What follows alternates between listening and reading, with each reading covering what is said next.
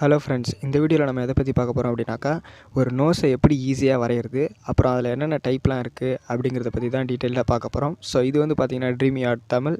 என்னோட பேர் ஸ்ரீதர். சேனலை சப்ஸ்கிரைப் பண்ணலை அப்படின்னாக்கா மறக்காமல் சப்ஸ்கிரைப் பண்ணிக்கோங்க. வெட்டியாக பேசாமல் வீடியோக்குள்ளே போகலாம் வாங்க.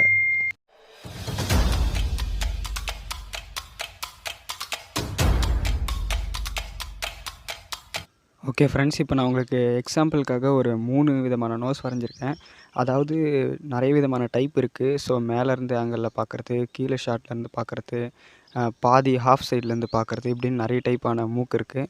ஸோ நான் வந்து பார்த்திங்கன்னா பேசிக்காக இருக்கக்கூடிய ஒரு 3 விதமான மூக்கு வரைஞ்சிருக்கேன். அதாவது நம்ம எப்பவுமே அதிகமாக யூஸ் பண்ணுற டைப் வந்து இதுதான் இருக்கும்.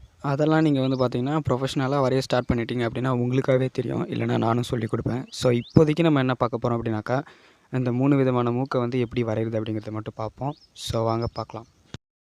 ஓகே ஃப்ரெண்ட்ஸ், நான் வந்து பார்த்திங்கன்னா அப்சரா பென்சில் தான் யூஸ் பண்ணியிருக்கேன். நீங்கள் வேணும்னா மெக்கானிக்கல் பென்சில் யூஸ் பண்ணிக்கோங்க. ஃபஸ்ட்டு நம்ம இந்த ஸ்ட்ரைட் ஃபார்வர்டில் இருக்கக்கூடிய நோஸை வரையலாம். அதாவது முன்னாடி இருந்து ஒருத்தர் மூஞ்சை பார்த்தா அந்த நோஸ் எப்படி இருக்குமோ, அதாவது ஸ்ட்ரைட்டாக இருக்கும், அதை நம்ம வந்து வரையலாம். ஃபஸ்ட்டு இந்த படத்தில் பார்த்திங்கன்னா கீழே வந்து ஒரு யூ ஷேப்பில் இருக்குது. ஓகேங்களா, ஒரு யூ ஷேப்பில் இருக்குது. இப்போ இந்த யூ ஷேப்பை வந்து நம்ம போட போகிறோம். ஸோ இப்போ வந்து பார்த்திங்கன்னா இந்த யூ ஷேப்பை இந்த மாதிரி பொறுமையாகவே நீங்கள் வரைங்க. ஓகேங்களா, ஒன்றும் அர்ஜென்ட்லாம் கிடையாது. ஸோ இப்போ நான் வந்து யூ ஷேப் போட்டுக்கிட்டு சைடில் வந்து பார்த்திங்கன்னா அதே யூ ஷேப்பை சின்னதாக போட்டு நம்ம வளைச்சி விடுவோம்ல.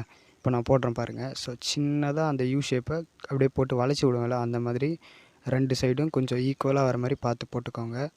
அவ்வளோதான். ஸோ இது வந்து பேசிக்கு ஃபஸ்ட்டு ஸ்டெப்புன்னு கூட வச்சுக்கலாம். நெக்ஸ்ட்டு வந்து பார்த்திங்கன்னா இந்த நோஸில் வந்து மேலே ஒரு லைன் இருக்குல்ல, இப்போ அந்த லைன் போட போகிறோம். இந்த லைன் வந்து பார்த்திங்கன்னா ஸ்ட்ரைட்டாக இருக்காது, கொஞ்சம் லைட்டாக பெண்ட் ஆன மாதிரி இருக்கும். ஸோ இப்போ நான் போடுறேன் பாருங்கள், இந்த மாதிரி பெண்டாக போட்டுக்கோங்க. ஸோ நெக்ஸ்ட்டு 3வது வந்து நம்ம வந்து ஒரு சி போட போகிறோம். அதாவது ஏபிசிடியில் நம்ம சின்ன வயசில் போட்டிருப்போம்ல, அந்த சியை வந்து இங்கே போடுறேன். என்ன ஒன்றுனா கீழே போடும்போது அந்த சியோட கீழே லைன் இழுக்கும்போது கொஞ்சம் பெண்டாக எடுத்துக்கிறேன், அவ்வளோதான். ஸோ இப்போ இதை போட்டு காமிக்கிற பாருங்கள், இது நார்மலான சின்னு வச்சுக்கோங்க.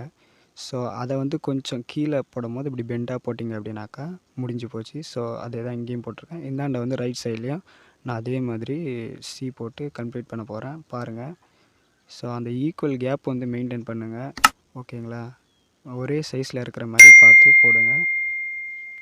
இப்போ நான் போட்டேன் பாருங்கள், அவ்வளோதான் முடிஞ்சுது. ஸோ இப்போ இந்த 2 பக்கம் வந்து சின்னதாக யூ போட்டு நம்ம ஒரு சர்க்கிள் பண்ணியிருக்கோம் இல்லையா, இது வந்து பார்த்திங்கன்னா அதுக்குள்ளே வந்து நம்ம ஷேட் பண்ணால் முடிஞ்சு போச்சு. ஸோ நெக்ஸ்ட்டு வந்து பார்த்திங்கன்னா மேலே இருக்கக்கூடிய இந்த லைனும் அதே மாதிரி தான், ஸ்ட்ரைட்டாக போடாமல் பெண்டாக போடுறோம். ஓகேங்களா, ஸோ இந்த லைனை வந்து ஜாயின் பண்ணலை, நான் லைட்டாக ஷேட் பண்ணிக்கிறேன்.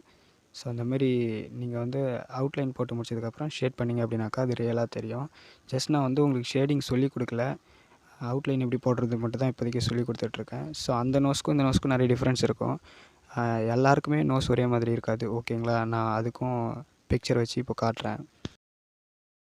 ஓகே ஃப்ரெண்ட்ஸ், இப்போ நெக்ஸ்ட்டு வந்து பார்த்திங்கன்னா லெஃப்ட் சைடில் ஒருத்தரோட ஃபேஸை பார்த்தா அந்த நோஸ் எப்படி இருக்குமோ அதை நம்ம வரைய போகிறோம். அதாவது அவுட்லைன் மட்டும்தான். ஸோ அந்த நோஸ் வந்து பார்த்திங்கன்னா ஒரு ட்ரையாங்கிள் ஷேப்பில் இருக்குது. ஸோ ஒரு லைன் இப்போ நம்ம வந்து போடுறோம் அப்படின்னாக்கா, இப்போ இந்த நோஸை பொறுத்த வரைக்கும் ஸ்ட்ரைட் லைனாக போடாமல் கொஞ்சம் லெஃப்ட் சைடில் ஒரு முக்கோணம் மாதிரி போட்டிங்கன்னா முடிஞ்சு போச்சு. நல்லா பாருங்கள். ஸோ அந்த லைன் வந்து எப்படி போட்டிருக்கேன்னு மட்டும் பாருங்கள். நெக்ஸ்ட் வந்து கீழே வந்து பார்த்திங்கன்னா இதுவும் அதே சியில் தான் வரும். நீங்கள் இப்போ இப்படி போட்டிங்க இல்லையா சி, அந்த சியில் கீழே வந்து நீங்கள் இறக்கி கொஞ்சம் லைனை போட்டிங்கன்னா அதே மாதிரி இந்த நோஸில் போட்டிங்கன்னா கரெக்டாக வந்துடும். நான் போடுறேன் பாருங்கள், அதே சி தான். ஸோ அந்த லைனை வந்து கொஞ்சம் கீழே போடுறப்போ கொஞ்சம் லைட்டாக வளைச்சிக்கிட்டேன்.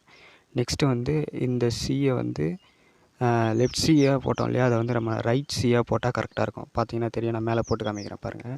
ஸோ அதே மாதிரி தான் நீங்கள் சி வந்து எப்படி போடுவீங்களோ அதை வந்து ரைட்டாக மிரரிங்கில் போட்டிங்க அப்படின்னா, மிரர்னால் கண்ணாடியில் பார்த்தா எப்படி இருக்குமோ அந்த மாதிரி போட்டிங்க அப்படின்னாக்கா லெஃப்ட் சைடோட மூக்கு ரொம்பவே ஈஸியாக முடிஞ்சுது. லைட்டாக அந்த இடத்துல கொஞ்சோண்டு டார்க் பண்ணிக்கிட்டோம் அப்படின்னாக்கா லெஃப்ட் சைடு நோஸ் வந்து முடிஞ்சு போச்சு. ஸோ அதுக்கப்புறம் வந்து பார்த்திங்கன்னா இதுக்கு நம்ம ஷேட் கொடுத்துக்கலாம், என்ன வேணால் பண்ணிக்கலாம்.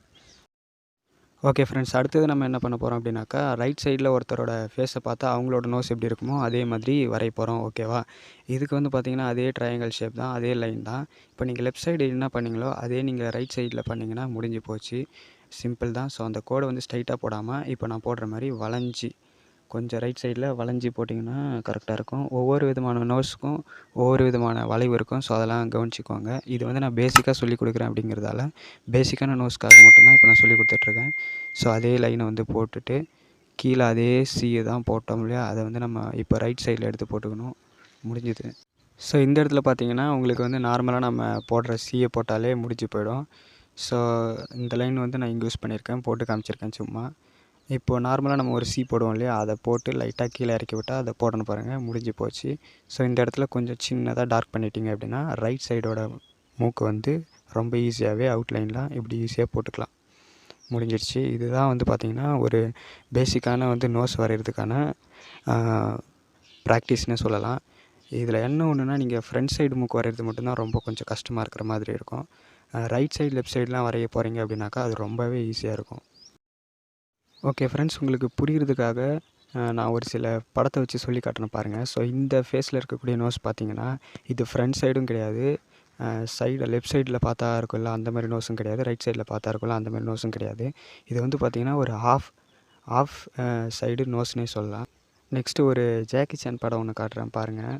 ஸோ இதில் இருக்கக்கூடிய நோஸை பார்த்தீங்கன்னா இதுவும் அப்படி தான், ஸ்ட்ரைட்டாக ஃப்ரண்ட் சைட்லேயே இல்லை, லைட்டாக தான் கொஞ்சம் லெஃப்ட் சைடு வந்து வளைஞ்சிருக்கு மூஞ்சி. அதனால் வந்து பார்த்திங்கன்னா லெஃப்ட் சைடில் நோஸோட அந்த கோடு வந்து மேலே இருக்கும். ஸோ ரைட் சைடில் வந்து பார்த்திங்கன்னா அவ்வளோவா இருக்காது, ஷேடிங் தான் இருக்கும். ஸோ நெக்ஸ்ட்டு இன்னொரு பிக்சர் வந்து காட்டுறேன் பாருங்கள். இது இல்லை, இதுதான் நினைக்கிறேன், இந்த பிக்சர் தான்.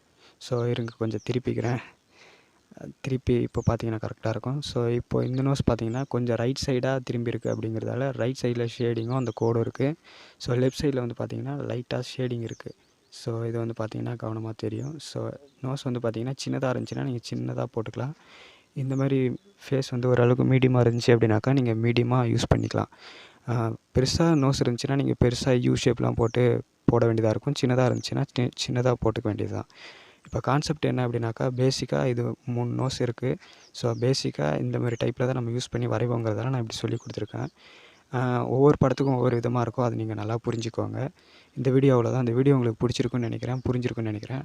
மறக்காமல் நம்மளோட சேனலை சப்ஸ்கிரைப் பண்ணி சப்போர்ட் பண்ணுங்கள். இந்த மாதிரி நிறைய டிப்ஸ் அண்ட் வீடியோஸ் உங்களுக்காக காத்துக்கிட்டு இருக்கு. பாய்.